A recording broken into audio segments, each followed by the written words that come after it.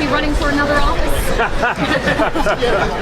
Well, I've got 4.5 months left. I think it's probably time. But, listen, we've had some great accomplishments, economic development, job creation. But I put transportation. I think you realize how thorny an issue this is to get these jurisdictions to come together. I mean, inside the Beltway on 66, for 25 years, they couldn't even get people to sit at the table to discuss. Now we have it resolved. So I don't know what I'm going to do next, honestly. You people pay me, you pay my salary, and I'm going to finish strong as governor. But I'm very proud of where we are. Look at education, the largest investment in the history of the state last year, redoing K through 12. We got a lot to be proud of here in Virginia, but I'm very serious. I take the job. I'm at 16.4 billion. I want to get to 20. By the time I leave office, I want to knock that cover off the ball. I'm going to get it done, but I got to keep my eye on the ball and finish that up. I have 3 or 4 more trade missions to do before I leave office. Governor, thoughts on North Korea? What's going on there? Obviously, very delicate situation, very serious situation. I wish the president, I agree with many of the Republicans yesterday who came out and said he should tone down his rhetoric. Fire and fury like the world has never seen before. I think for many people that conjures up Hiroshima. I mean, we have seen nuclear detonation before.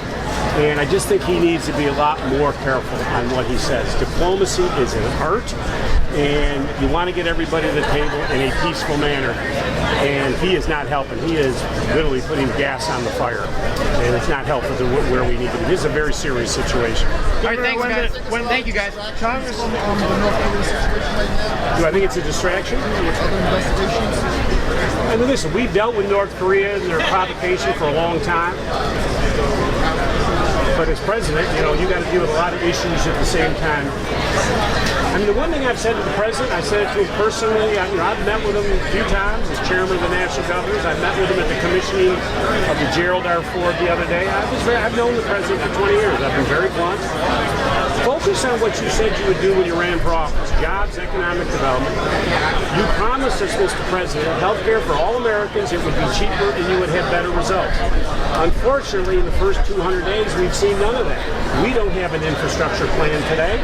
We don't have a tax reform plan.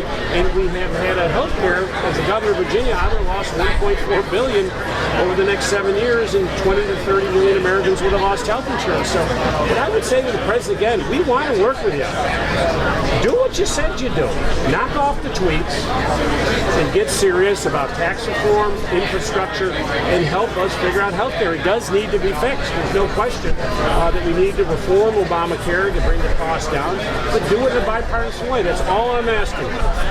And every time I meet with him, he says, you're right, I'll work with you, but I'm still waiting for the phone call. But we've got to do this smartly and diplomatically, and the president has got to tone down this rhetoric. I mean, fire and fury like the world has never seen. That's not a comforting message. That's not a diplomatic message. We have seen, I was too young, but I have seen the images of what happened to Hiroshima and Nagasaki. That was fire and fury. And he's now saying it'll be worse than that. Knock it off. You're the President of the United States of America. Start acting like one. All right, thank you so much, guys.